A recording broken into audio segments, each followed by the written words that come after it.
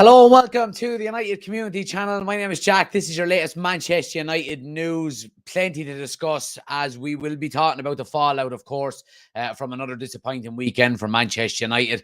A lot of people have had a lot of things to say about the manager, about the players, about the club in general. So we'll get into all of that. Of course, we will. We're going to kind of focus a little bit on what Gary Neville has had to say as well. He's had some interesting things to say about Erik ten Hag and about Man United in general. We're going to talk about a player who stormed out of Old Trafford only moments after the game ended on the weekend. So we'll talk about that as well. We're going to talk about more, Jesus Christ. I mean, I don't know how this is even possible, but more injuries as another defender is out for up to 2 months with an injury. We'll talk about that. And we're going to talk a little bit about the takeover with some small updates coming out today about whether it's still on, whether it's off, so on and so forth. Please do smash a like on the video, guys. Hit subscribe if you're new to the channel. And as usual, get your thoughts into the comments section below. But look, let's jump straight into it. And we're going to talk, look, first and foremost, it's all about Erik ten Hag, really, isn't it? The last couple of days, people saying he got it wrong. People saying ten Hag out, idiots. So if you're here just to find out what I think and I say idiots, then you can leave now if you want, because I am ten Hag in. But look, a lot of people had a lot of things to say, no more so than Gary Neville. Obviously, he does his Gary Neville podcast after the games on the weekend. And he had some interesting things today, and some things that I agree with, some things that I don't. But he said, I never thought for 1 second United would challenge City and Arsenal for the players that they brought in. That would have needed a Harry Kane type signing or Declan Rice as an example. They didn't have the money to do these types of signings. They're not very good at the moment. Now, look, I can understand, roughly where he's coming from there, but I'd have to agree or disagree with him in the fact that I do think Manchester United had the money. I just don't think we spent it correctly. I think we probably spread it out and spread it a bit too thin rather than focusing on, I suppose, real key areas. Now Erik ten Hag obviously had a list of players that he wanted. He wanted Harry Kane. He wanted Declan Rice. And Manchester United didn't deliver for him. They didn't. And, I think we're trying to make up the numbers then. We said this before, not just the summer gone, but even last summer as well, that it's very important to balance quantity with quality. And I think when Erik ten Hag doesn't get his first, his number one targets, your Harry Kanes, your Declan Rices, your, is it the chap from the centre back from Napoli, Kim Min-jae, is it? So yeah, I mean, look, these are the the big money signings that Erik ten Hag would have wanted. And I think if you had got Harry Kane, and look, you have to be realistic as well, but if you had got Harry Kane, Declan Rice, and Kim Min-jae, you don't need to sign anybody else, because you're strengthening the spine of your team to such an extent that, okay, we're good here. Now, subsequently, we've had injuries since the start of the season, and we'll talk about injuries in a few minutes as well. But, you're going from Harry Kane, Declan Rice, and Kim Min-jae to no centre-back at all, Mason Mount and Rasmus Højlund. Now, they could turn out to be very good players, and look, we obviously know we got a goalkeeper come in, and that was something that was probably needed as well. But I think that was kind of put more as a priority once Erik ten Hag understood that he couldn't get his number one signings. He wasn't going to get a centre back in because he couldn't move Harry Maguire out of the club because he's on too much money. So you have to alter your spending. And I think we probably bought more players for less quality, where I would have rather have had maybe slightly less players with better quality, if that makes sense. Now, look, this is being hypercritical. This is not the end of the world. It's not Judgment Day here or anything. I still do think that, Rasmus Højlund is going to be a good player. I think Mason Mount is a good player. But when you have the likes of Amrabat coming in on loan, injured, by the way, as well, you have to bring in a replacement left back, Reguilon, who, by the way, was probably our best player on the weekend. You're bringing him in on a short-term loan deal as well. Now, that's more so down to injury than anything else. So, I don't really mind that.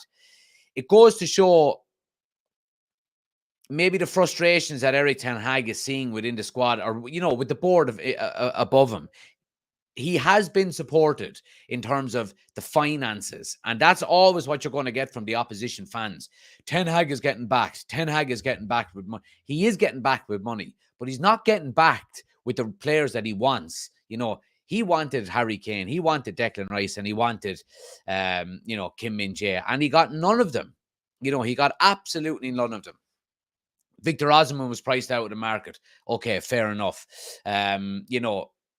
It's quite clear to see now. Look, I'm not trying to critically I'm not trying to hyper defend Erik ten Hag, because I do think he got some things wrong on the weekend. But I mean, for absolute idiots to be coming out and saying Ten Hag out, Manchester United fans, where does Ten Hag out benefit Manchester United in any way, shape, or form? He's come in, he's brought a lot of standards back to the first team, at least, since he's come in. You don't mess around. The manager is in charge. You turn up on time. You train properly, so on and so forth. And it is his job to get better results than he's getting at the moment, But when you look at some of the effort that some of the players were putting in on the weekend, especially on the defensive side of the game, when we lost possession, our transition is really, really poor. The speed of our transition is really poor. Our intensity when we're getting back. I mean, Scott McTominay, for the first goal, Danny Welbeck just jogged into the box. And yeah, I mean, Erik ten Hag can only do so much as well. Now, look, we've seen players that Ten Hag has bought that haven't been playing well this season. Mason Mount hasn't had a particularly good start to his career. We've seen Casemiro looks like a completely different player. We've had even Lisandro Martinez hasn't looked, as good. Marcus Rashford hasn't been as good. So these are all players that we relied on heavily last season who haven't started off quite well this year. So, I mean, it's a concoction of things. Anyway, let's go down through some of the comments here and see what you have to say. Get your comments in, guys. Oshin says, evening all. Gary Neville talking through his hoop. Team needs a kick up the arse. Let's see. He also says, Ten Hag did get Saturday wrong, but he's exactly what the club needs. A firm hand at the Tyler. Aaron says, you looked sharp Saturday, lad. I hope you had a great day. Yeah, I did. I had a great day. I'm still slightly groggy after the wedding. So, yeah. That's what happens when you get into your 30s. Niall says, dare I say it, but is he losing the dressing room? Now, that's a good point out of Niall, and I can I know where you're coming from, Niall. And I don't think he is, first and foremost. But second of all, I don't really think it matters. And let me explain that, because I think Erik ten Hag, in his first season, has shown the quality of the type of manager he is. I think he will be given the time to, if there is mutiny within the dressing room from a number of different players, I think Erik ten Hag, and we've seen it with the firm hand that he's had in the little over 12 months that he's been at the club, that the board back him on these decisions. He's got rid of Sancho, he's got rid of Ronaldo, he's changed the captaincy, all of these types of things. These are things that if the board and the ownership weren't happy with, there would be pressure coming from above for him not to do it. Now, is there things maybe that he wanted to do that maybe haven't been in the public domain? Maybe so. But I certainly do think that if there are bad apples, as we say, within the dressing room, I think there's already been bad apples within the dressing room. I think Ten Hag is doing quite a good job at actually, picking off the bad apples, throwing them away, and keeping the guys that want to play for Man United. Oshin says, I've said it once, I'll say it again. Mount is this year's Van de Beek, a cheaper option for a position we're not really stuck on. Yeah, good point. Chris says, I may as well say it was 50-50. Should Erik ten Hag make subs sooner? Yes, but players showed a lack of heart. He also says, Mount is a bad signing. The money they should have spent on Kim Min-jae.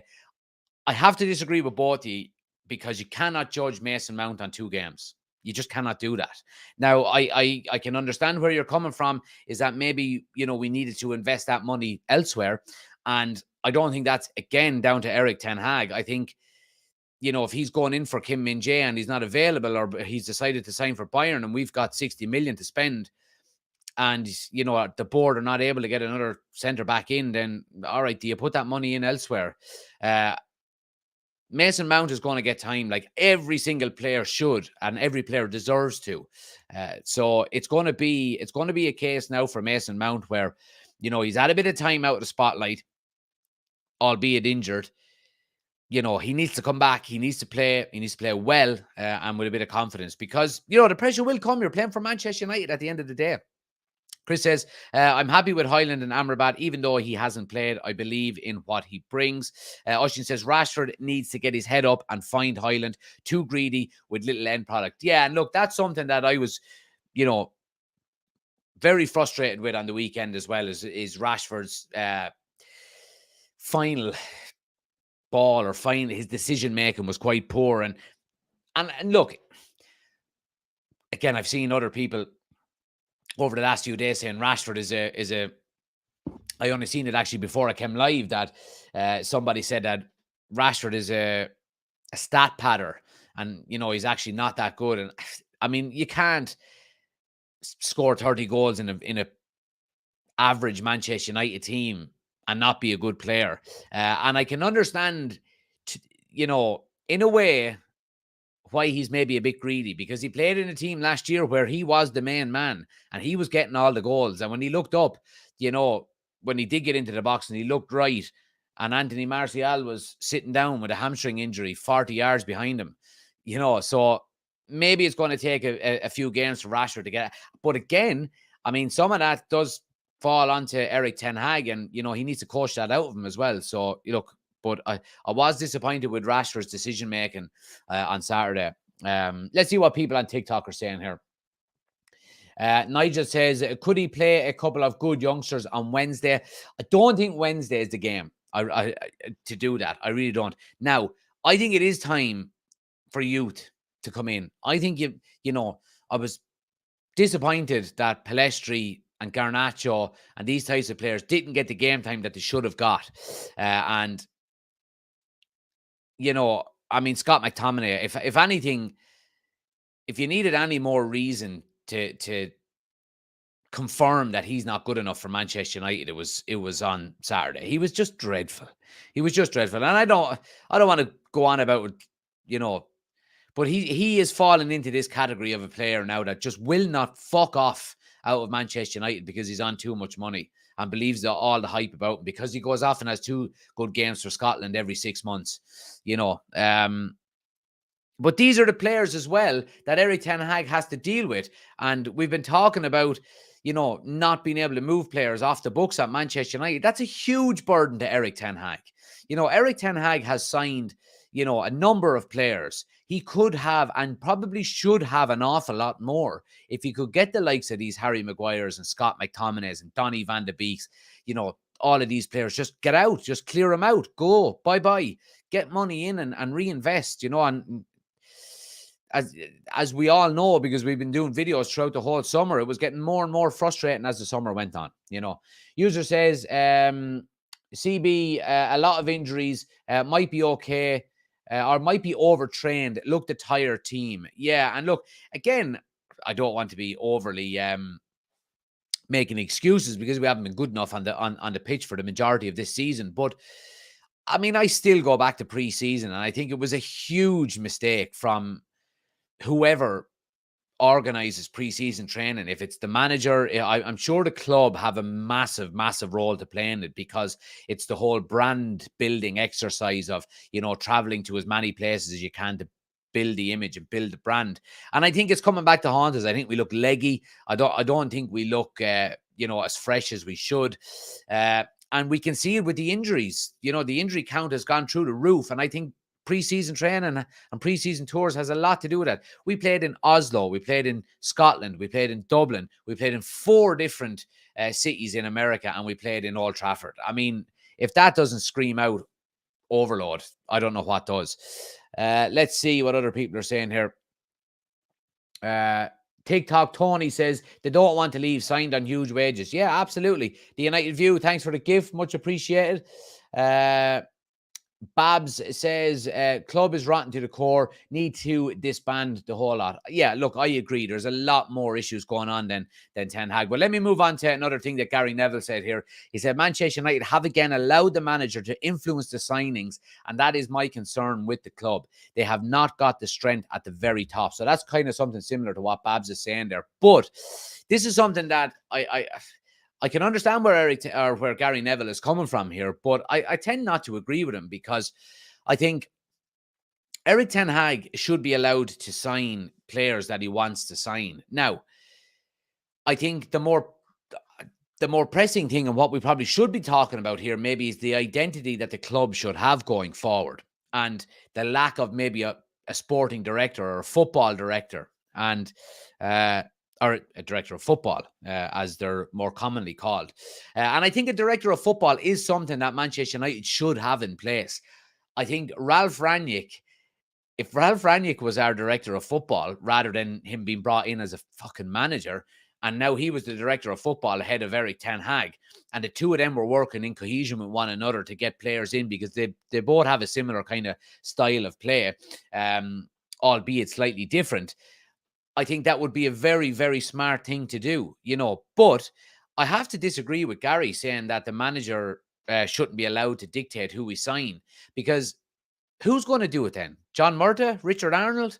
Because I can fucking tell you one thing, Erik ten Hag has an awful lot more knowledge about football and who he wants to play, and who he can rely on, than the likes of Richard Arnold and anyone else that's involved with the board. If that's going to be the case, you're going back to the Ed Woodward era, where you're signing Pogba when you don't want him, or a manager gives you a list of players and you go off and sign someone completely different. So the manager has to have an input in who the club sign. But I do think I do think it's a very beneficial thing to have a director of football there. We see Liverpool have it. Pep Guardiola has a number of people ahead of him. Now, Pep Guardiola goes to them with the style of football that he wants, and he'll probably have a list of players, and they'll say, well, that suits the system the way we want to play, and so on and so forth. You see, Edu is with Arsenal. That's that's obviously coming to fruition the last couple of seasons with them. It took some time. 3 seasons ago, Arsenal fans were calling for Arteta out.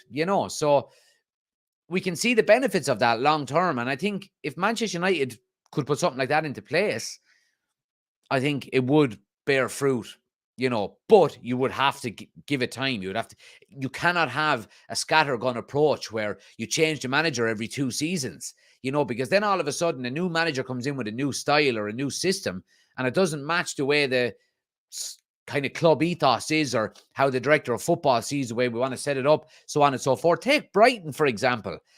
Brighton are not even worried about losing their manager, De Zerbi, because they will literally go out and say, we have a way we want our football club to play, and we will find a manager to suit the way we like. And then he can liaise with the club, and we'll find players to match the way both of us want to play. And that's how a good team is run. You know what I mean? And, the director of football doesn't necessarily have to be an ex-player, or look at Ralf Rangnick, for example. You know what I mean? Probably one of the best director of footballs, that there ever has been in Germany, and how we built so many clubs from the ground up, and so on and so forth. That, it doesn't have to, like I see Oshin is saying there, get Keno in as director of football. I probably would be completely against that, I have to say, because I don't know what kind of knowledge Roy Keane would have in cohesion with Erik ten Hag, and how Erik ten Hag likes to play the game might be completely different to the way Roy Keane might want to play the game. So I think you do have to be very careful. Now, obviously Edwin van der Sar was fighting for his life a couple of months ago. So I think he probably would have been the ideal recruiter, or the ideal person to take a job like that. But yeah, I just think the way things are going at the moment now, I think we've seen it work before. And yeah, I don't know if I think probably the reason why we haven't seen a director of football at Manchester United ever, and especially since Alex Ferguson left, is that the Glazers are such hands-off owners that they give all of the power basically to John Murtagh and Richard Arnold. And why would they hire a director of football who's going to take some of the footballing decisions away from the likes of Arnold and Murtagh? You're literally taking power away from yourself. So I can understand why it hasn't happened. I really do. Anyway, let's see what people are saying here. Oshin says the manager needs to sign his man. Otherwise, what's the point, Gary? Stupid comment. We had enough of that shite with Woodward. Yeah, absolutely. Chris says we need a technical director. We need to stop thinking. We just need the big name signings and players that Eric Ten Hag wants to play his style. Ben says, look at Eric Ten Hag's signings last season. Who was moaning then? Absolutely. Absolutely. Ben also says, lock the players in the dressing room and send Keno in. Irish Lad says, Van der Sar is the only man I want to see in there. Chris says, I honestly think they wanted Van der Sar, but he took ill. Twig says, I'd love to see Ranić as director of football. Irish Lad says, fuck it, I'll do it. Oshi says, watch the mute button, but I was being factitious about Keane. Right, okay, perfect. Yeah, anyway, look, let's move it on, guys, because it's been enough, I suppose, negative. Well, I was going to say it's been enough negativity, but we're going to talk about another negative thing. Let me go through some of the comments on TikTok before we move it on. Mary says, in comparison to the players of Joe Jordan's era, Gary says, question, are Sancho and Anthony still getting paid full wages at the moment? Yes, they are. Delby says, did Ten Hag overachieve last season? Is that the issue? No. I mean, you really do have to take into consideration the injuries that Manchester United have at the moment as well. Like, I have the list here. Let me go down through it. Let me see. So the players that have been out injured already this season: Aaron Wan-Bissaka 2 months, Shaw 3 months, Malacia out since June, Menu out since July, Ahmad out for an extended period of time with a knee injury, Varane out for 6 weeks, Mount out for 6 weeks, Tom Heaton calf injury, unknown return date, Amrabat and Highland both joined injured. Lindelof and Martinez have both been injured at some stage, carrying a knock. Sancho, Anthony, and Mason Greenwood are all gone for different issues. You know what I mean? That's absolutely insane. Now, again, I go back to what we've been saying, and some of that blame may be for Ten Hag. Are they being overtrained? Are they not getting enough rest? Are they not utilizing the squad depth as much as maybe they should be? Is he overworking them? Do they need a fucking weekend to go on the piss together, and just diffuse the whole situation? So Ten Hag may not be completely to blame here, but my God, he's working with a couple of hands tied behind his back, especially when you have a board that, are not quite capable of getting him the players that he wants, ownership that haven't got a fucking dicky bird and couldn't give a toss about the club. So while Ten Hag does have to take some of the blame for, the likes of Saturday, and I didn't like some of the substitutions we made, and I think that tactically, I mean, for the first 15, 20 minutes, playing the diamond was a masterstroke, but I think it was a masterstroke out of Brighton then, because they figured us out and they changed their tactics to counteract what we done, and then it was game over. It really was. Tom Aldino is in. He says, I'm in pain. United have broken me. You're not the only one, pal. Oshin says, only 4 or 5 of those guaranteed starters, though. Ahmad, Menu, etc. Squad players still. Yes, I agree, Oshin. I agree 100%. But them squad players allow you to give your first team starters a rest if you can go a goal or two up within games, so on and so forth. Like, it's squad depth is everything, and we've said this so many times, and we said it so many times last season as well. Eric Ten Hag worked absolute miracles with the depth that was in our squad last season. We missed Martinez through injury. We missed Casemiro through suspension. The whole Mason Greenwood situation was going on. So many different things, as well last season. We signed Sabitzer on loan. He was fucking injured more than he wasn't. So he worked miracles last year. Now, I think he worked miracles because he's a good manager and he knows how to get the best out of players. But it's just this season Has his luck run out? Is there too many injuries? Has the preseason been too long? There could be a variety of different things. There really can. And I think maybe that's just caught up. Now, anybody telling me that Eric Ten Hag out is a fool, in my opinion. An absolute fool. What good would come from sacking Eric Ten Hag? You're going to change the manager. You're going to bring in a new one and you're probably not even going to get one. You're probably going to get another fucking, substitute manager for the remainder of the season. And then you're going to change the manager again next summer with a new set of ideas, with a new set of philosophies, who wants to bring in a new set of players and put us back another 2 fucking years. Eric Ten Hag is a good manager. We haven't had a good start to the season. He needs time, He needs time. We've had an awful lot of injuries.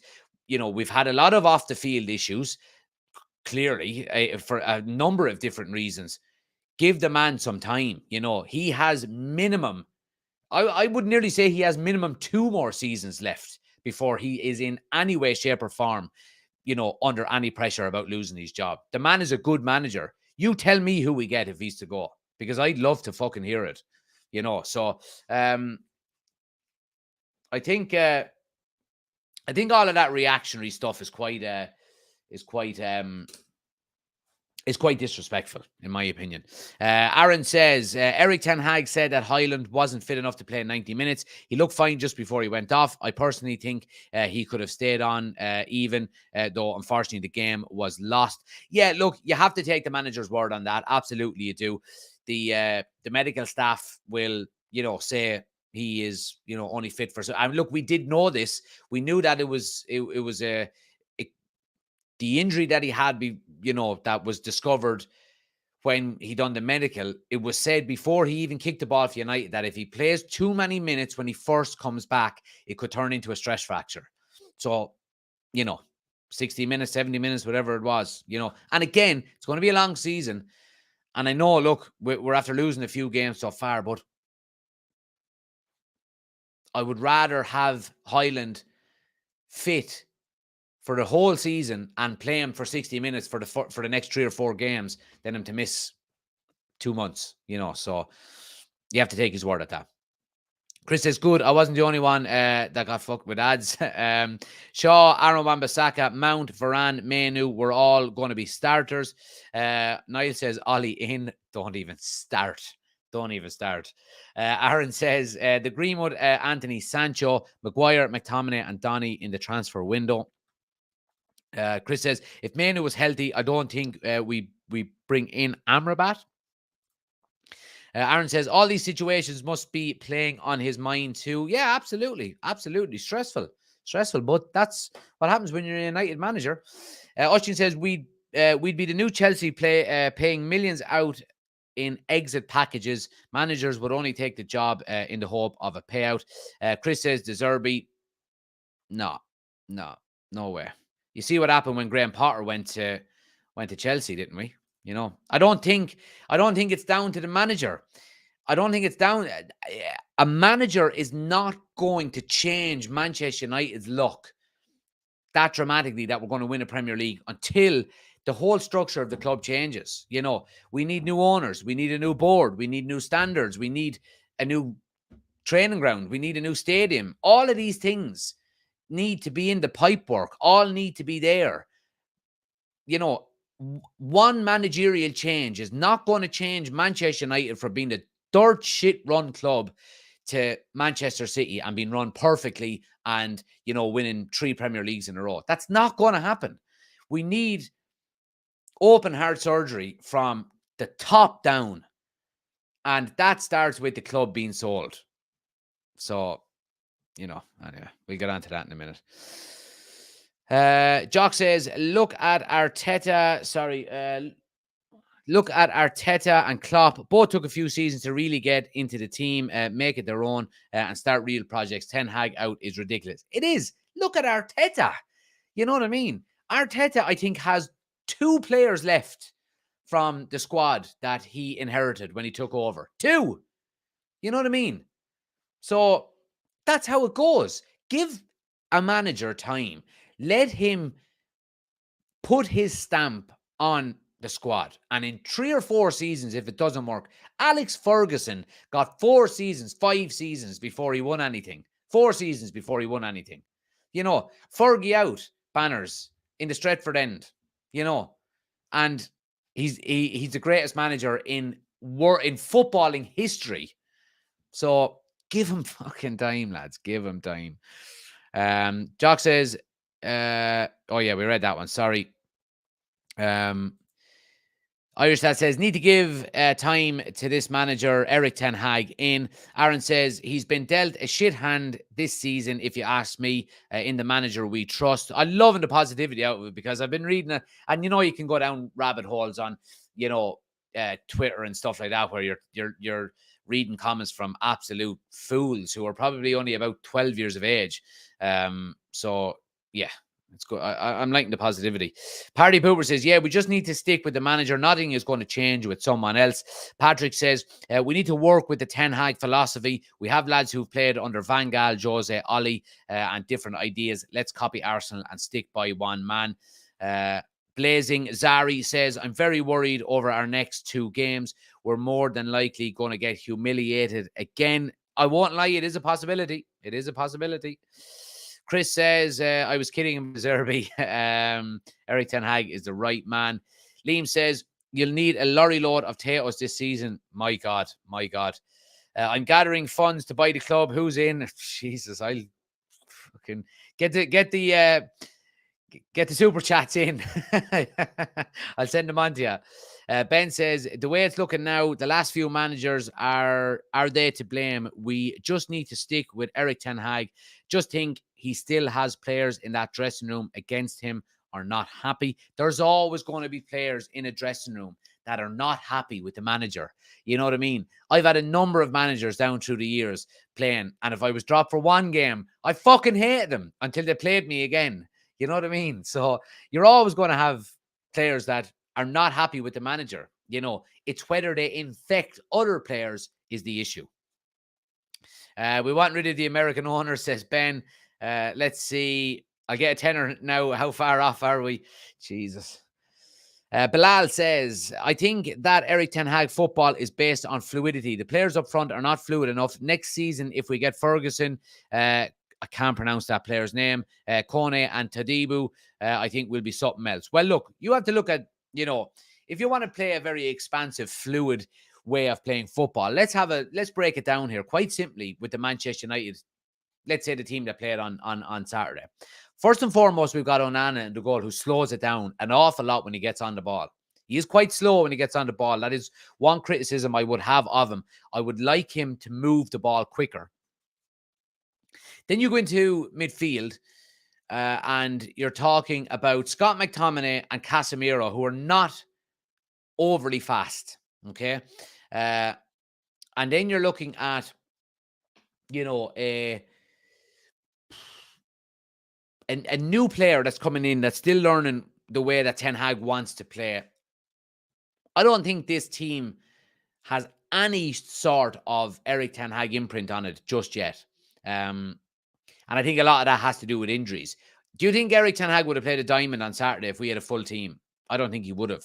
So, look, everything is up in the air. But the one thing that I will say is Eric Ten Hag is 100% getting backed by me, and I hope by the rest of the fan base, because he deserves it. He's a good manager. He knows what he's doing. He's just going through a tough patch at the moment, you know. Luke says, can we get rid of much of the bad attitudes? Fed up of seeing players who don't even want to be there so leisurely. Give the youngsters a chance. Pure passion when they play. I agree. You see how Hannibal celebrated that goal that he scored on the weekend. He was absolutely over the moon, and I was delighted for him, you know. So give him more game time. I would gladly see him play a lot more if he continues to put in good performances. Aaron says, the reason we're positive is because this is not AFTV. We are fans with sense. I love it. Aaron says, I don't think Pep or Klopp would do well under that scummy family. Oshin says, the most embarrassing thing is that Everton, possibly the maddest run club in the league, can be sold in a matter of weeks. Embarrassing. I know.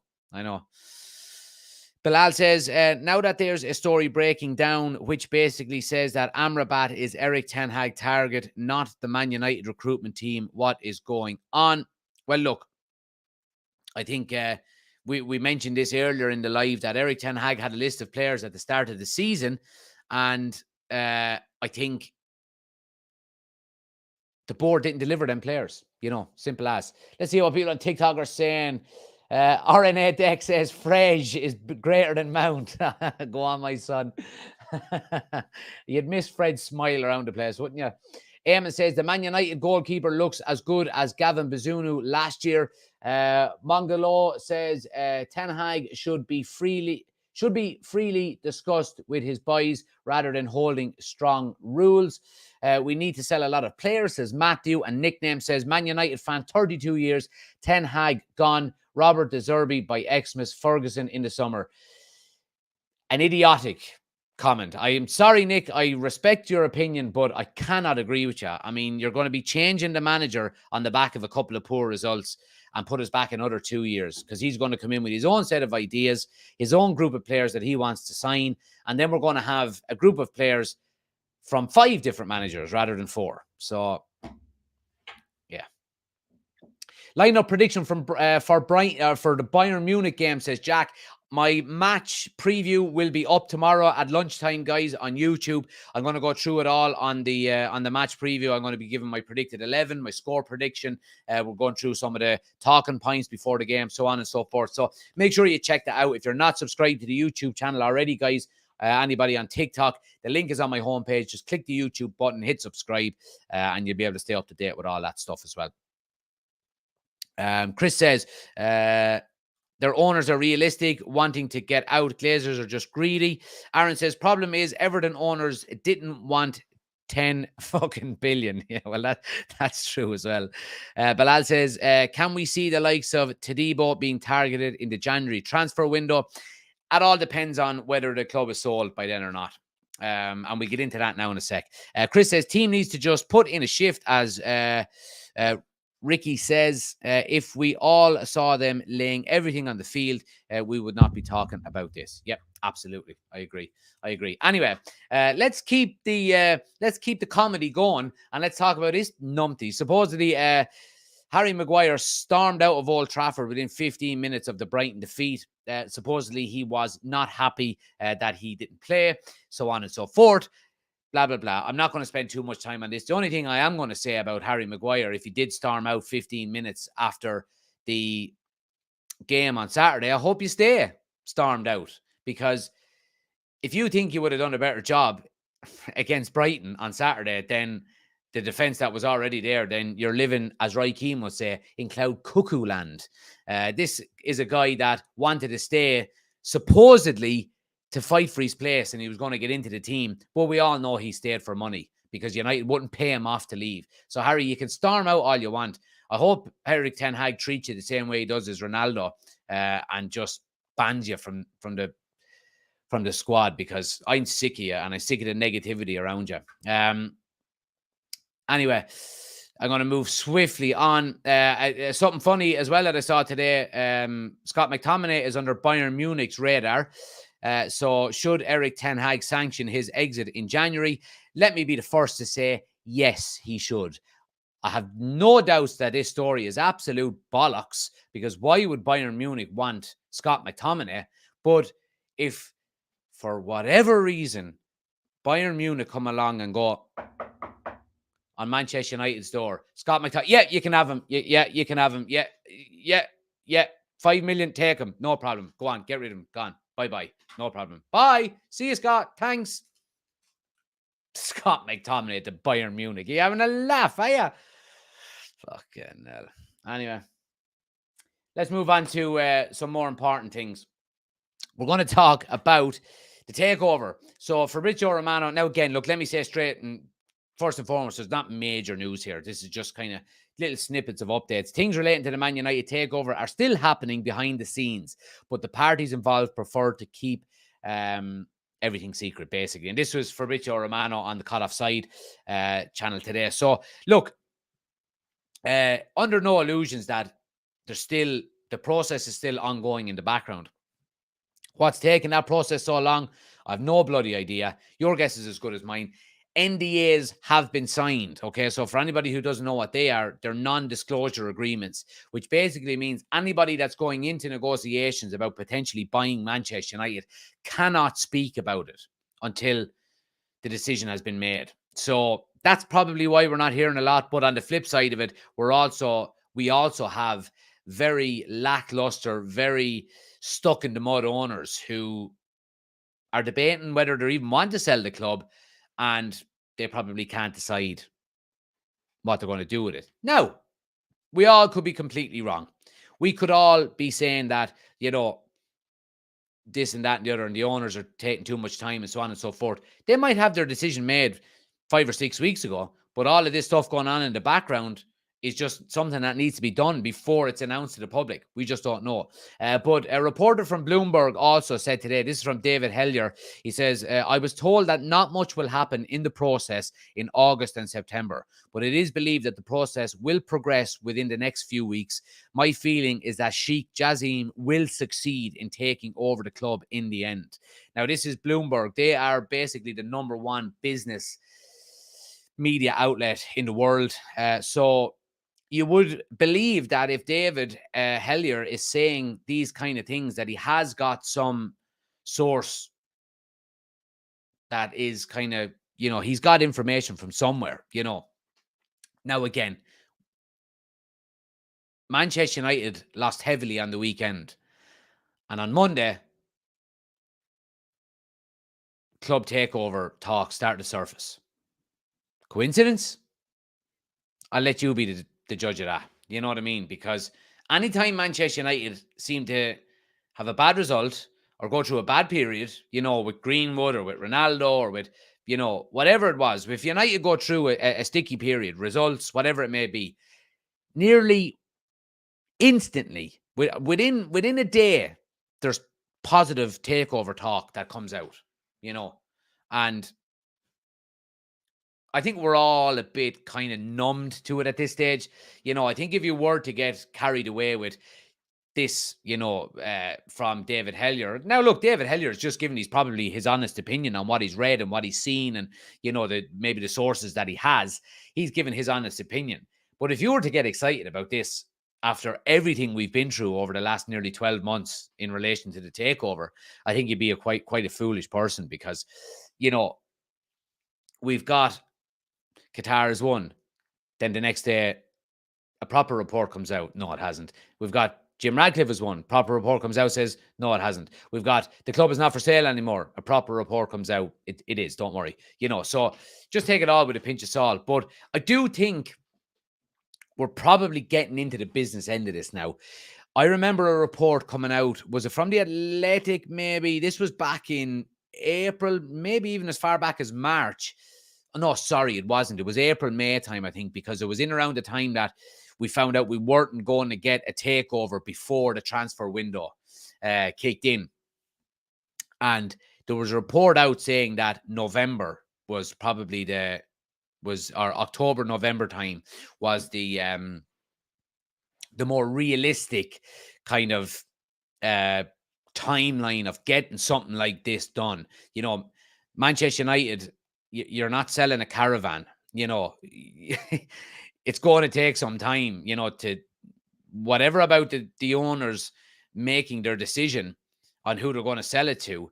It's going to take some time to dot the I's and cross the T's and, shake some hands and get some money transferred and pay your taxes and all that kind of stuff. And, so I do have this is just a complete hunch. I have no idea, but I do have a kind of a feeling that we could be getting towards the kind of latter stages maybe of the takeover, but we all know what direction we wanted to go in, so let's see what happens. Let's go down through some comments. Do smash the like button as well, guys. Hit the follow button if you're new. Aiden, thanks for the follow. Craig, thanks for the follow as well. Much appreciated there, guys, on TikTok. I'll go through some of your comments here as well. Nickname says we shouldn't consider De Zerbi as next manager. Am I that idiotic? But we don't need a new manager, Nickname. That's my point.